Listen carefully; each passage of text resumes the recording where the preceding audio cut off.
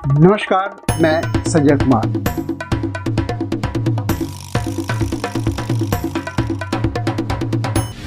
किस्से वाला आप देख रहे हैं हिंदुस्तानियम टेल्स एंड टॉक्स। किस्से वाला लाया है दास्तान हिंदुस्तान और किस्सा दुनिया जहां।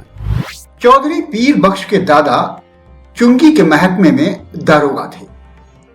आमदनी अच्छी थी। एक छोटा पर पक्का मकान भी उन्होंने बनवा लिया। लड़कों की पूरी तालीम दी। दोनों लड़के एंट्रेंस पास कर रेलवे और डाकखाने में बाबू हो गए।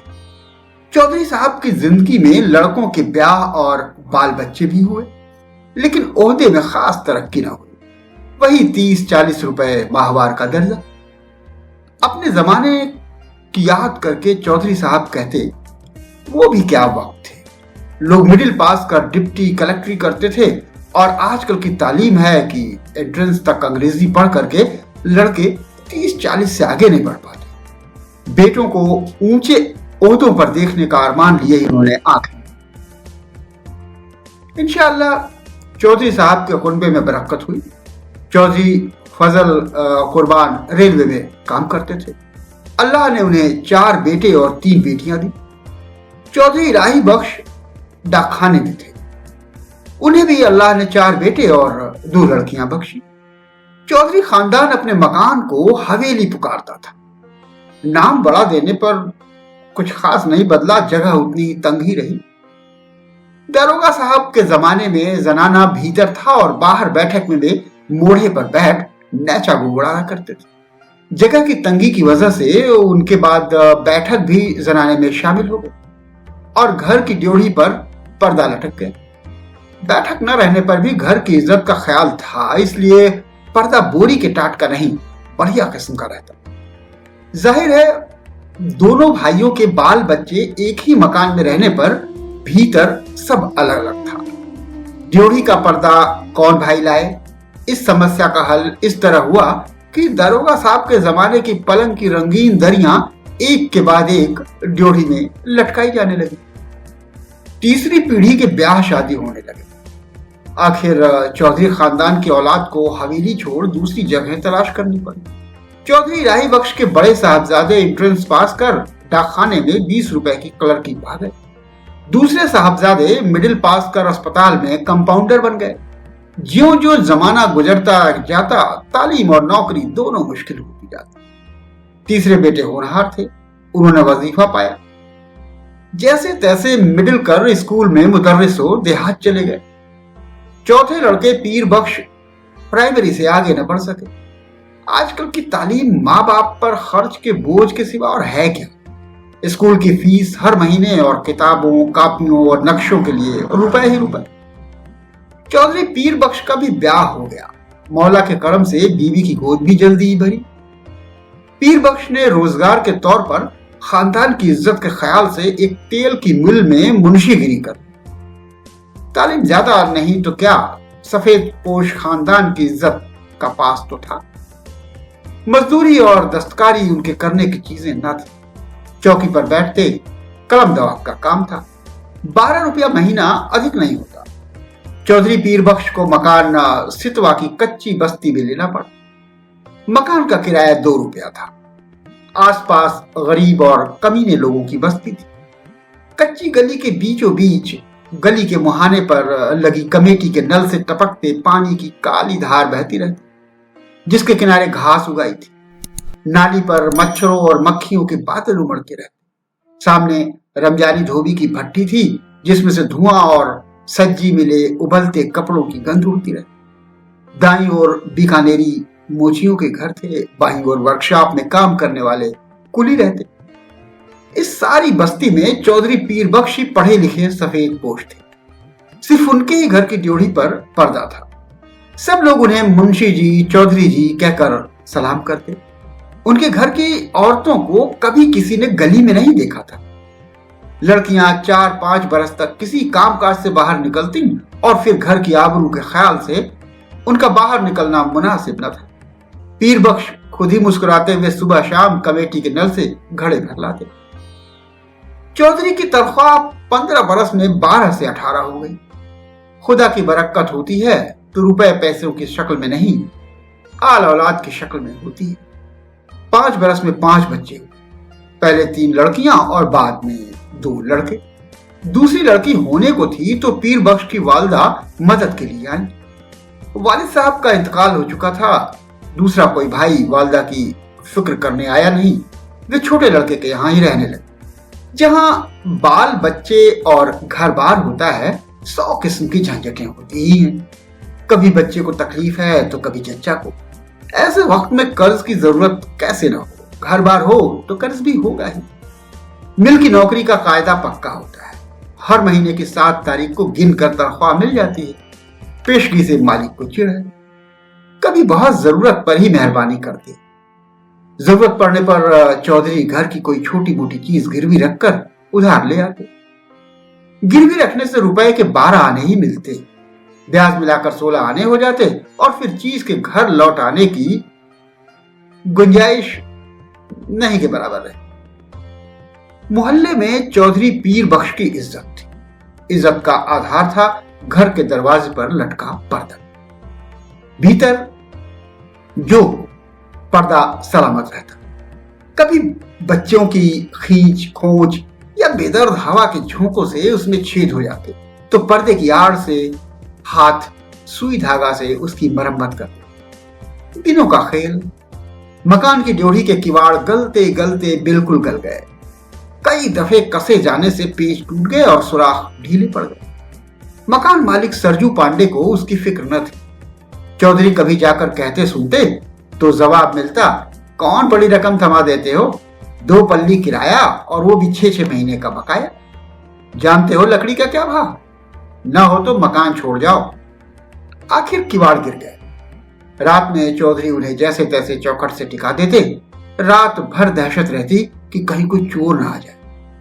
मोहल्ले में सफेद पोशी और इज्जत होने पर भी चोर के लिए घर में कुछ न था। शायद एक भी साबित कपड़ा या बर्तन ले जाने के लिए चोर को न मिलता।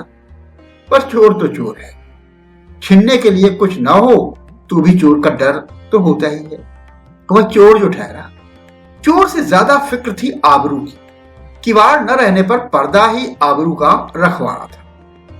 वो पर्दा भी तार तार होते होते एक रात आंधी में किसी भी हालत में लटकने लायक न रह गया। दूसरे दिन घर की एकमात्र पुश्तैनी चीज दरी दरवाजे पर लटका दी। मोहल्ले वालों ने देखा और चौधरी को सलाह दी, अरे चौधरी, इस जमाने में दरी यूं काहे खराब करोगे, बाजार से लाकर टाट का टोड़ा न लटका दो।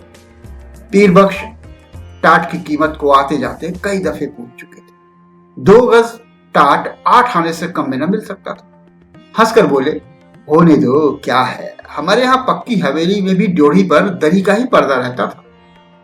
कपड़े की महंगाई के इस जमाने में घर की 5 औरतों का शरीर से कपड़े जीर्ण शीर्ण होकर के यूं गिर रहे थे जैसे पेड़ अपनी छाल बदलते। पर चौधरी साहब की आमदनी से दिन में एक दफे किसी तरह पेट भर सकने के लिए आटा के अलावा कपड़े की गुंजाइश कहाँ। खुद उन्हें नौकरी पर जाना होता। पायजामे में जब पैबंद संभालने की ताब न रही, मार्किन का एक कुर्ता पैजामा जरूरी हो गया। पर लाचार थे। गिरवी रखने के लिए घर में जब कुछ भी ना हो, गरीब का एकमात्र सहायक है पंजाबी खान। रहने की जगह भर देख कर वो रुपया उधार दे सकता है। 10 महीने पहले गोद के लड़के बरकत के जन्म के समय पीर बख्श को रुपए की जरूरत आ पड़ी थी। कहीं और कोई प्रबंध न हो सकने के कारण उन्होंने पंजाबी खान बबर अली खां से 4 रुपए उधार। बबर अली खां का रोजगार सितवा के उस कच्चे मोहल्ले में अच्छा खासा चलता था। बीकानेरी मोची, वर्कशॉप के मजदूर और कभी कभी रमजानी धोबी सभी बबर मियाँ से कर्ज लेते रहते। कई दफे चौधरी पीर बख्श ने बबर अली को कर्ज और सूद की किश्त न मिलने पर अपने हाथ के डंडे से कर्जदार का दरवाजा पीटते देखा था। उन्हें साहूकार और कर्जदार में बीच बचौल भी करना पड़ा था। खान को वे शैतान समझते थे, लेकिन लाचार हो जाने पर उसी की शरण लेनी पड़ी। 4 आना रुपया महीने पर 4 रुपया कर्ज लिया। शरीफ खानदानी मुसलमान भाई का ख्याल कर बबर अली ने 1 रुपया माहवार की किश्त मान ली। 8 महीने में कर्ज अदा होना तय। खान की किश्त न दे सकने की हालत में अपने घर के दरवाजे पर फजीहत हो जाने की बात का ख्याल कर चौधरी के रोए खड़े हो जाते। 7 महीने फाका करके भी वे किसी तरह से किश्त देते चले गए। लेकिन जब सावन में बरसात पिछड़ गई और बाजरा भी रुपए का 3 सेर मिलने लगा, किश्त देना संभव न रहा। खान 7 तारीख की शाम को ही आया। चौधरी पीर बख्श ने खान की दाढ़ी छू और अल्लाह की कसम खा 1 महीने की मुआवजा चाहिए। अगले महीने तक 1 का सवा देने का वायदा किया। खान टल गया। भादों में हालत और भी परेशानी की हो गई। बच्चों की मां की तबीयत रोज रोज गिरती जा रही थी। खाया पिया उसके पेट में न ठहरता था। पथ्य के लिए उसको गेहूं की रोटी देना जरूरी हो गया। गेहूं मुश्किल से रुपए का सिर्फ 2.5 सेर मिलता। बीमार का जी ठहरा। कभी प्याज के टुकड़े या धनिये की खुशबू के लिए बचल जाता, कभी पैसे की सौंफ, अजवाइन, काले नमक की ही जरूरत हो तो पैसे की कोई चीज मिलती ही नहीं। बाजार में तांबे का नाम ही नहीं रह गया। नाहा की कन्नी निकल जाती है। चौधरी को 2 रुपए महंगाई भत्ते के मिले, पर पेशगी लेते लेते तनख्वाह के दिन केवल 4 ही रुपए हिसाब में निकले। बच्चे पिछले हफ्ते लगभग फाके से थे। चौधरी कभी गली से 2 पैसे की चौराई खरीद लाते, कभी बाजरा उबाल कर सब लोग कटोरा कटोरा भर पी लेते। बड़ी मुश्किल से मिले 4 रुपए में से 1.25 रुपए खान के हाथ में धर देने की हिम्मत चौधरी को न हुई। मिल से घर लौटते समय वे मंडी की ओर टहल गए। 2 घंटे बाद जब समझा खान टल गया होगा और अनाज की गठरी ले वे घर पहुंचे। खान के भय से दिल डूब रहा था, लेकिन दूसरी ओर 4 भूखे बच्चों, उनकी मां, दूध न उतर सकने के कारण सूख कर कांटा हो रहे गोद के बच्चे और चलने फिरने से लाचार अपनी ज़ईफ मां की भूख से बिलबिलाती सूरतें आंखों के सामने नाच जाती। धड़कते हुए दिल से वे कहते जाते, मौला सब देखता है, खैर करेगा। 7 तारीख की शाम को असफल हो खान 8 की सुबह तड़के चौधरी के मिल चले जाने से पहले ही अपना डंडा हाथ में दरवाजे पर मौजूद हुआ। रात भर सोच सोचकर चौधरी ने खान के लिए बयान तैयार किया। मिल के मालिक लाला जी 4 रोज के लिए बाहर गए। उनके दस्तखत के बिना किसी को भी तनख्वाह नहीं मिल सकती। तनख्वाह मिलते ही वो 1.25 रुपया हाजिर करेगा। माकूल वजह बताने पर भी खान बहुत देर तक गुर्राता रहा। अम्बतन चोट के प्रदेश में पड़ा है, ऐसे रुपया चोट देने से वास्ते अमिया नहीं आया है, हमारा भी बाल बच्चा है। 4 रोज में रुपया नहीं देगा तो हम तुम्हारा वही कर देगा। 5वें दिन रुपया कहां से आ जाता? तनख्वाह मिले अभी हफ्ता भी नहीं हुआ। मालिक ने पेशगी से साफ इनकार कर दिया। 6ठे दिन किस्मत से इतवार था। मिल में छुट्टी रहने पर भी चौधरी खान के डर से सुबह ही बाहर निकल गए। जान पहचान के कई आदमियों के यहाँ गए। इधर उधर की बातचीत कर वे कहते, अरे भाई हो तो 20 आने पैसे या 2-1 रुपए 2-1 रोज के लिए देना, ऐसी जरूरत आ पड़ी। जवाब मिलता, मियां पैसे कहाँ इस जमाने में, पैसे का मोल कोड़ी नहीं रह गया है, हाथ में आने से पहले ही उधार में उठ गया तमाम। दोपहर हो गई, खान आया भी होगा तो इस वक्त तक बैठा नहीं रहेगा। चौधरी ने सोचा और घर की तरफ चल दिया। घर पहुंचने पर सुना खान आया था और घंटे भर ड्योढ़ी पर लटके दरी के पर्दे को डंडे से ठेल ठेल कर गाली देता रहा। पर्दे की आड़ से बड़ी बीवी ने बार बार खुदा की कसम खाई यकीन दिलाने पर कि चौधरी बाहर गए हैं, रुपया लेने गए हैं। खान गाली देकर कहता, नहीं, बदजात चोर भीतर में छिपा है, हम 4 घंटे में पेर आता है, रुपया लेकर जाएगा, रुपया नहीं देगा तो उसका काल उतार कर बाजार में बेच देगा, हमारा रुपया क्या आराम का है। 4 घंटे से पहले ही खान की पुकार सुनाई, चौधरी चौधरी। पीर बख्श के शरीर में बिजली सी दौड़ गई और वे बिल्कुल निसत्त हो गए, हाथ पैर सुन्न और गला खुश्क। गाली दे पर्दे को ठेल कर खान के दोबारा पुकारने पर चौधरी का शरीर निर्जीव प्राय होने पर भी निश्चेष न रह सका। वे उठकर बाहर आ गए। खान आग बबूला हो रहा था। पैसा नहीं देने के वास्ते चिपता है। एक से एक बढ़ती हुई 3 गालियां एक साथ खान के मुंह से पीर बख्श के पुरखों पीरों के नाम निकल गई। इस भयंकर आघात से पीर बख्श का खानदानी खून भड़क उठने के बजाय और भी ठंडा हो गया। खान के घुटने छू अपनी मुसीबत बतावे मुआफी के लिए खुशामद करने लगे। खान की तेजी बढ़ गई। उसकी ऊंची आवाज सुनकर के पड़ोस के मोची और मजदूर चौधरी के दरवाजे के सामने इकट्ठे हो गए। खान गुस्से में डंडा फटकार कर कह रहा था, पैसा नहीं देना था, लिया क्यों? तनख्वाह किधर में जाता? आरामी हमारा पैसा मारेगा, अब तुम्हारा काल खींच लेगा। पैसा नहीं है तो घर पर पर्दा लटका के शरीफ ज्यादा कैसे बनता? तुम आपको बीवी का गहना दो, बर्तन दो, कुछ भी दो, अमाई से नहीं जाएगा। बिल्कुल बेबस और लाचारी में दोनों हाथ उठा खुदा से खान के लिए दुआ मांग पीर बख्श ने कसम खाई। एक पैसा भी घर में नहीं, बर्तन भी नहीं, कपड़ा भी नहीं। खान चाहे तो बेशक उसकी खाल उतार कर बेच ले। खान और आग हो गया। हम तुम्हारा दुआ क्या करेगा, तुम्हारा खाल क्या करेगा? उसका तो जूता भी नहीं बनेगा। तुम्हारा खाल से तो टाट अच्छा। खान ने डोरी पर लटकी दरी का पर्दा झटक लिया। ड्योढ़ी से पर्दा हटने के साथ ही जैसे चौधरी की जीवन की डोर टूट गई। वो डगमगाकर जमीन पर गिर पड़े। इस दृश्य को देख सकने की ताब चौधरी में न थी। लेकिन दरवाजे पर खड़ी भीड़ ने देखा। घर की लड़कियां और औरतें पर्दे के दूसरी ओर घटती घटना के आतंक से आंगन के बीचों बीच इकट्ठी हो खड़ी कांप रही। सहसा पर्दा हट जाने से औरतें ऐसे सिकुड़ गई जैसे उनके शरीर का वस्त्र खींच लिया गया। वो पर्दा ही तो घर भर की औरतों के शरीर का वस्त्र था। उनके शरीर पर बचे चीथड़े उनके 1/3 अंग ढकने में भी असमर्थ। जाहिर भीड़ ने घृणा और शर्म से आंखें फेर।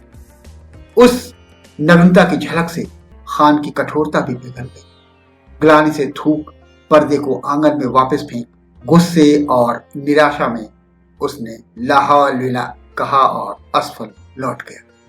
भय से चीख कर ओट में हो जाने के लिए भागती हुई औरतों पर दया करके भीड़ छट गई। चौधरी बेसुध पड़े थे। जब उन्हें होश आया, ड्योढ़ी का पर्दा आंगन में सामने पड़ा था, लेकिन उसे उठाकर फिर से लटका देने की सामर्थ्य उनमें बाकी न रही। शायद अब इसकी जरूरत भी नहीं। पर्दा जिस भावना का आलंब था, वो भावना अब मर चुकी थी। तेज यशपाल की कहानी आपको कैसी लगी बताइएगा। किस्सा वाला फिर लेकर आएगा एक और मजेदार कहानी। तब तक के लिए किस्सा को संजय श्रीवास्तव को इजाजत दीजिए। नमस्कार।